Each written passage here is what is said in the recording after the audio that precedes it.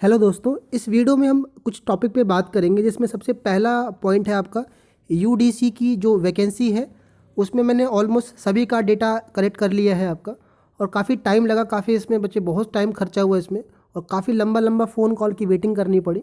तो अल्टीमेटली सबकी मिल गई आपका डिटेल, एक दो को छोड़ करके, और सबका मैंने आपका डाल रखा है अपने टेलीग्राम चैनल पे ऑडियो क्लिप। तो अगर आपको वेरीफाई करना होगा तो आप टेलीग्राम ग्रुप पे ज्वाइन करके ऑडियो क्लिप सुन सकते हो, और उसका जिस्ट जो है मैं आपको वही बता रहा हूँ, उसका निचोड़ जो है आपका वो मैं इस वीडियो में बता रहा हूँ, ध्यान से सुनिएगा।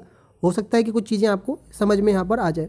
देखिए, बहुत सारे लोग यूडीसी ऑप्ट करना चाह रहे हैं, रीज़न है दिल्ली के लिए, और हम कन्फ्यूज़न में इसलिए आ गए बिकॉज सभी के अंदर ये मिनिस्ट्री लिखी हुई है, और मिनिस्ट्री की वजह से हमें लगता है कि मिनिस्ट्री दिल्ली में ही है तो दिल्ली मिल जाएगी।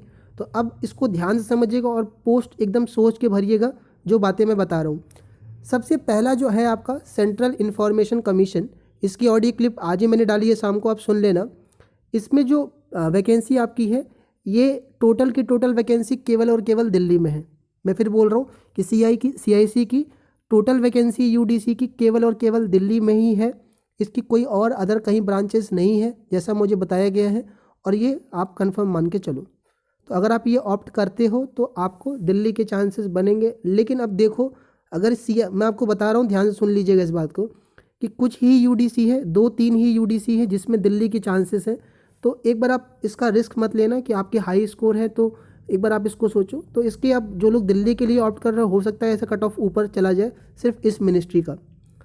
बात करते हैं दूसरे वाले का। दूसरे वाले को अभी मैं थोड़े टाइम बाद डिस्कस कर रहा हूँ। बात कर रहा हूँ मैं अभी पहले 30 ये वाला 29 वाला, ministry of department of fisheries, मछली मंत्रालय।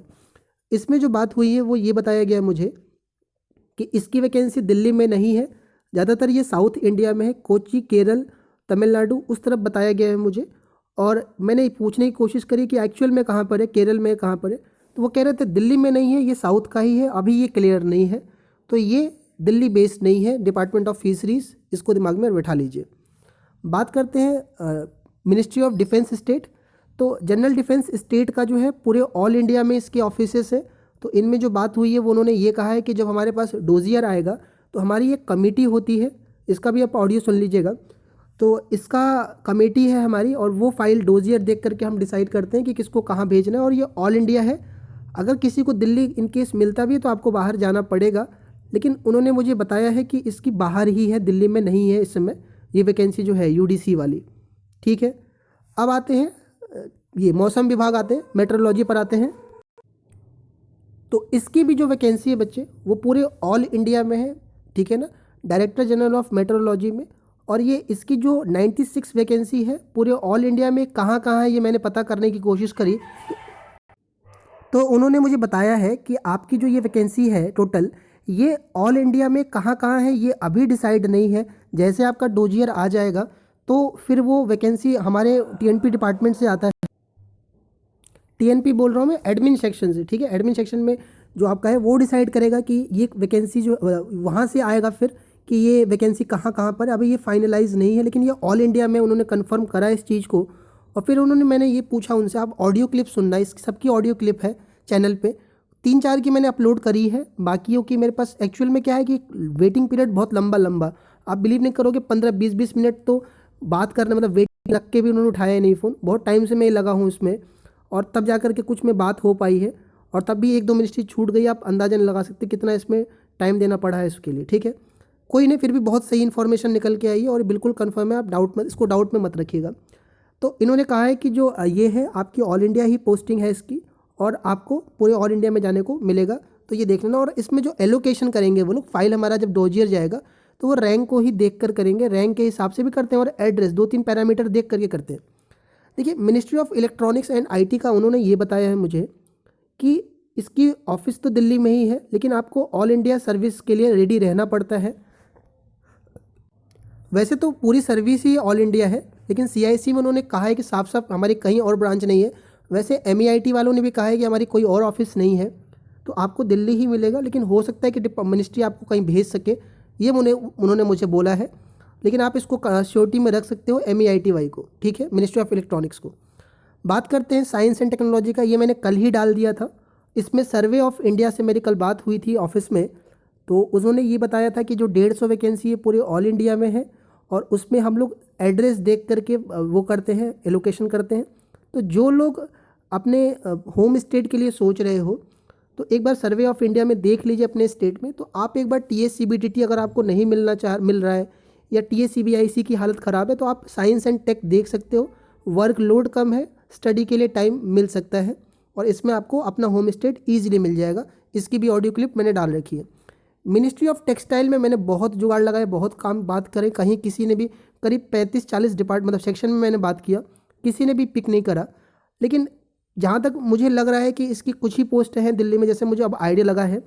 और किसी ने मेरे को टेलीग्राम पे मैसेज किसी ने डाला था, पता नहीं उसको कहाँ से मालूम चला कि 4 ही 5 ही अपने ग्रुप पे ही डाला था, मैं देख रहा था कि 4-5 ही सीटें दिल्ली में, बाकी बाहर है। लेकिन मैं ये इसकी कंफर्मेशन नहीं लेता हूँ क्योंकि मेरी इससे बात ही नहीं हो पाई मंत्रालय में। और कई मैंने फ़ोन किए इस पर यार, लेकिन किसी ने भी उठाया नहीं। सारे डिपार्टमेंट, सारे सेक्शन में कॉल कर दिए मैंने, किसी बंदे ने फ़ोन उठाया नहीं इसमें। ठीक है, अब आते हैं ministry of housing and urban affairs का। इसमें भी बात नहीं हो पाई, ये 2 मिनिस्ट्री में बात नहीं हो पाई है। मिनिस्ट्री ऑफ वाटर में बात हुई है, सुबह सुबह बात हुई है। और उन्होंने ये भी बताया कि और भी बच्चों के कॉल आए थे हमारे पास और इसका RTI भी आपके पास है। तो उन्होंने साफ साफ बोला इसकी सारी वैकेंसी पुणे में है। मैं फिर बोल देता हूँ, पुणे में बताया है मुझे और इसकी RTI भी है आपके पास, तो आप ये देख लेना। ठीक है, अच्छा अब हम आते हैं NCB के अंदर, नारकोटिक्स कंट्रोल ब्यूरो का। तो मेरी बात हुई है जब, तो उन्होंने श्योरिटी तो नहीं लिया इसका, लेकिन उन्होंने यही कहा है कि UDC की वैकेंसी दिल्ली के चांसेस कम है, बाहर के ही चांसेस है और 2 ही वैकेंसी है। तो मैं इतना कन्फर्मेशन भी नहीं बता सकता। तो बात हुई है लेकिन उन्होंने कन्फर्मेशन नहीं लिया है दिल्ली का। तो 2 मिनिस्ट्री छूट गई है, एक छूट गई है ministry of housing and urban affairs और मिनिस्ट्री ऑफ टेक्सटाइल। अगर मिल जाता है अपडेट तो मैं कल तक कर दूंगा। ये पूरी UDC है, जिसका भी ऑडियो क्लिप सुनना होगा, कुछ 3-4 के डाल दिए, बाकी की चाहिए होगा तो डाल दूंगा। बस 1-2 का अपलोड नहीं कर पाया क्योंकि वीडियो क्लिप बहुत लंबी थी, कट करने का समय नहीं आ पता। मैसेज इतने भरे पड़े हैं वो टेलीग्राम पे, पर्सनल मैसेज, आप इसमें यूट्यूब के मैसेज, सबके रिप्लाई करने समय नहीं बच रहा है बच्चे, वरना मैं उसको कट करके डाल दूंगा। ठीक है, तो टेंशन मत लेना, आप इतना तो भरोसा कर रहे हो आप, बाकी आप चीज़ें समझ पाओगे। ऐसे कोई हवा में बातें नहीं हो रही है और आप सोच समझ के डिसीजन ले करके, कोई वैसे नहीं कि आप ऑडियो क्लिप पर ही चले जाओ। आप एकदम समझ के, सोच समझ के, आपका मैं फिर बोल रहा हूँ आपको, नंबर आपके हैं, पोस्ट आपको लेना है, सैलरी आपको लेनी है, जॉब आपको करना है, फैसला आपको करना है। इसको दिमाग में रखना, किसी के कहने पर, किसी की बातों पर नहीं। मुझसे लोगों ने काफ़ी रिक्वेस्ट किया था UDC का, तो मैंने अपना काम कर दिया है, आप देख लीजिएगा। आते हैं आगे, DV में ध्यान रखने वाली बातें, इसको एकदम ध्यान से सुनिएगा। कुछ बातें अलग से निकल के आई हैं, कल के अलावा जो चीज़ें चल रही हैं वो तो चल ही रही हैं। कुछ चीज़ें मैं आपको नया बता देता हूँ जो मुझे सुनने को मिला है और वो ध्यान से सुनिएगा। पहली चीज़ कि यार नॉर्थ रीजन में एक मेरे टेलीग्राम चैनल पे ही, मतलब मेरे सब्सक्राइबर में से ही किसी का था आज, तो उन्होंने मुझे परसों ही कॉल करा था, उनसे बात हुई थी, उनको कुछ दिक्कत थी रिगार्डिंग वो पोस्ट प्रेफरेंस के रिगार्डिंग। तो उनकी वाइफ का था, मैंने उनसे बात करी पूरे डिटेल में उनसे कि क्या था आपके वाइफ का, क्या क्या उसका जिस्ट निकला। तो उन्होंने मुझे ये बताया है कि उनका ID प्रूफ का ये लोचा आ गया कि उनसे ID प्रूफ में उन्होंने अपना पैन कार्ड दिया था, पैन कार्ड में एड्रेस नहीं था, तो उनसे एड्रेस वाला कोई ID प्रूफ मांगा गया। तो उनके पास नहीं था, तो शायद नहीं सर उनके पास था और वो आधार कार्ड था, तो फोटोकॉपी करा के लाने में टाइम लगा, उन्होंने जो बताया मुझे। यानी कहने का ये मतलब है कि एक ID प्रूफ रख लीजिएगा जिसमें एड्रेस हो उसमें। पहले तो हम आधार पैन कार्ड मैंने 16-17 का कराया, 17-18 कराया है, 16-17 करवाया है, तो उसमें सिर्फ पैन कार्ड से काम हो जाता था। लेकिन अब ये एड्रेस का भी चल रहा है, तो एक बार आप 2-3 ID प्रूफ रख लीजिएगा अपना साथ में। होता है कई बार छोटी छोटी चीज़ें हम मिस कर जाते हैं, तो हो सकता है आप फालतू के पैनिक में आ जाओ। रही बात यार, एक चीज़ लोग जो मुझे बताया है 2-3 लोगों ने, बड़ा खास बात है, इसको ध्यान रखिएगा कि पोस्ट में आप एक बार मेडिकल की जो रिक्वायरमेंट है जिन जिन पोस्टों में, कि जिसमें चेस्ट चाहिए, जिसमें जैसे BRO के लिए देख लेना आप, लास्ट ही पोस्ट है लेकिन आप एक बार देख लेना। उसके अलावा अदर भी जितनी भी पोस्ट में जिसमें फिजिकल रिक्वायरमेंट है, आप ध्यान से देख लीजिए क्या आप उसके लिए एलिजिबल हो, तभी उसको ऊपर रखिएगा।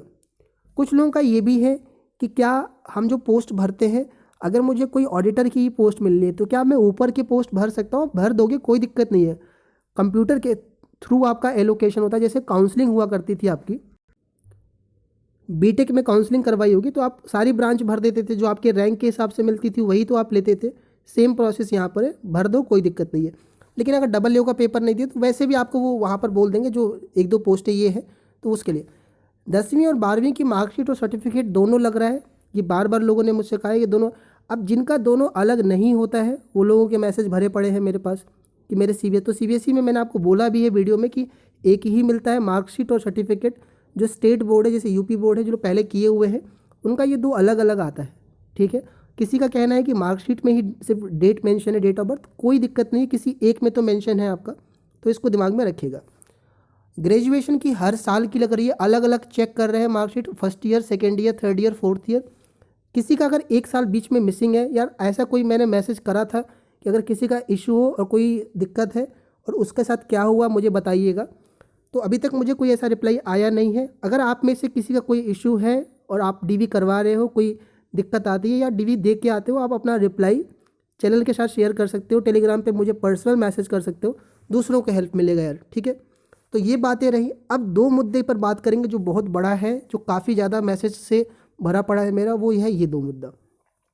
एक है एनओसी का और एक ओबीसी का, मैं दोनों बात कर रहा हूँ। देखिए एनओसी का बता दूँ, जो गवर्नमेंट जॉब वाले हो, सेंट्रल गवर्नमेंट वाले, कि अगर आपने पहले फॉर्म भरते वक्त एज रिलैक्सेशन का क्लेम कर रखा होगा तो आपने डिपार्टमेंट से एनओसी ले ही ली होगी।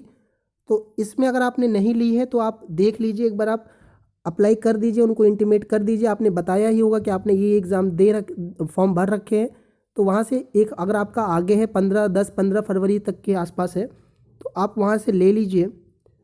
और उसके अलावा बताऊँ मैं आपको कि यार आप वैसे भी ना, अगर आप गवर्नमेंट जॉब में हैं तो आप प्लीज़, रिक्वेस्ट है आपसे कि आप अभी भी, अगर आपके पास टाइम है हफ्ते भर का भी, तो आप एक बार क्लेम करके ले लीजिए आप, क्योंकि आपको आगे भी ये इशू होगा। मान लीजिए आप एसएससी को नहीं बता रहे हो इस चीज़ को, आपको एज रिलैक्सेशन भी नहीं चाहिए, और मान लीजिए आपका सिलेक्शन हो जाता है और तब आप डिपार्टमेंट को बताते हो, तो आपको टेक्निकल रेजिग्नेशन नहीं मिलता है अगर वहाँ से, ठीक है, तो आपका फिर वो सर्विस काउंट नहीं करी जाएगी पहले की। और मान लीजिए आप रिज़ाइन भी करना चाहते हो वहाँ से, तो इशू बन सकता है कहीं वो रेजिग्नेशन ही ना एक्सेप्ट करे आपका। तो और आप पीछे वाले जो एम्प्लॉयर होता है उसको आप अंधे में तो रख नहीं सकते आप। तो इसलिए आपको मैं रिक्वेस्ट करूँगा, अगर आपने इंटीमेट किया ही होगा, आप करते ही हो, आपको पता ही है इस चीज़ का कि जब भी आप गवर्नमेंट जॉब में होते हो, कोई फॉर्म भरते हो, तो आप बता देते हो कि हमने ये एग्ज़ाम भर रखा है, तो आप इशू करा लीजिए। अगर किसी के पास नहीं है और कल परसों या 3-4 दिन में है, तो पैनिक मत करना। आप ये वीडियो देखते हैं कि यार ये तो कह रहा है करना पड़ेगा, खोजने लग जाओ कल से। ट्राई कर लीजिए, होता है ठीक है, नहीं होता है, मान लीजिए वहाँ जाते हो आप, आपको मौका देते हैं 10-15 दिन का, तो परेशान मत होइएगा किसी भी तरह का। जो लोगों ने मुझे रिव्यू दिया है मेरे चैनल पे, मैंने लोगों से बात करी है, तो लोगों ने जो मुझे बताया है मैं उसका फीडबैक आपको दे रहा हूँ। पर्सनली मेरा जब होगा 20 तारीख को मेरा है, तो मैं कुछ चीज़ें क्लियर करके आऊँगा, तब तक तो सबका हो ही चुका होगा। पहले होता तो मैं सबके क्लेम क्लियर कर देता, ठीक है। तो ये चीज़ें हो गई आपकी एनओसी से रिलेटेड। आते हैं ओबीसी वाला। ओबीसी की काफ़ी लोगों के मैसेज हैं कि मेरा क्रूशियल डेट, जो भी है डेट यार, ठीक है, उसमें लिखा हुआ है सर्टिफिकेट, अब आप उस डेट का तो बैक डेट में तो बनवा नहीं सकते हैं ना। अब जाके अब बनवाओगे तो आज का ही डेट पड़ेगा या इस समय का ही बनेगा। कोई भी गवर्नमेंट डिपार्टमेंट बैक डेट का सर्टिफिकेट इशू नहीं करता, आप ये भी जानते हो।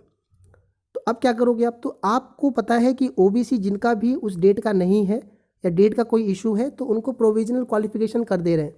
इसका मतलब ये है कि आप फेल नहीं हो गए उस पोस्ट के लिए, आपकी मेरिट में काउंटिंग होगी, आपकी जॉब भी वो हो जाएगा, फाइनल लिस्ट में आ जाओगे। जब मान लीजिए आप मान लीजिए आप एक्साइज डिपार्टमेंट में हो गए, सिलेक्ट हो गए, तो एक्साइज डिपार्टमेंट में जब आपका डोजियर जाएगा, तो वहाँ पर जो आपकी मार्कशीट, वो जो आपका कास्ट सर्टिफिकेट है ओबीसी का, बस वो वेरीफाई करते हैं कि क्या ये सही है या गलत है, क्योंकि ऑनलाइन ही बनवाया होगा आपने, और आपने अगर सही बनवाया है, कोई फर्जीवाड़ा नहीं किया है, तो बस वो चेक करते हैं। तो आप ओबीसी में हो गया, आप कोई दिक्कत नहीं होगा, वहाँ चेक कर लेते हैं। और इतना ज़्यादा डिपार्टमेंट में जाने के बाद उतना समय नहीं होता, जो कुछ चेकिंग होती है वो एसएससी तक होती है, उतना ज़्यादा आप नहीं होता। और मेडिकल वेडिकल में भी वहाँ नहीं छाटते इतना कुछ ज़्यादा, लेकिन तब भी जिनमें ज़्यादा मेडिकल की दिक्कत है, बहुत ज़्यादा रिक्वायरमेंट है, उसमें आप हल्का ढिलाई मत देना। बाकी जिनमें नॉर्मल मेडिकल है उसमें कोई इशू नहीं बनेगा। तो ये कुछ पॉइंट्स थे, मैंने कोशिश किया है कि कवर करा दूँ। फिर भी कोई डाउट है तो टेलीग्राम ग्रुप नीचे लिंक में होगा, कमेंट सेक्शन में ज्वाइन कर लीजिएगा, वहाँ से मैसेज कर दीजिएगा मुझे। अगर मैं किसी का रिप्लाई नहीं कर पा रहा हूँ तो टेंशन मत लेना यार, मैसेज भरा पड़ा है पूरा, ठीक है। जैसे समय मिलता है मैं रिप्लाई करने की कोशिश करता हूँ। टेलीग्राम चैनल पे जो भी अपडेट होगा मैं देने की कोशिश करूँ।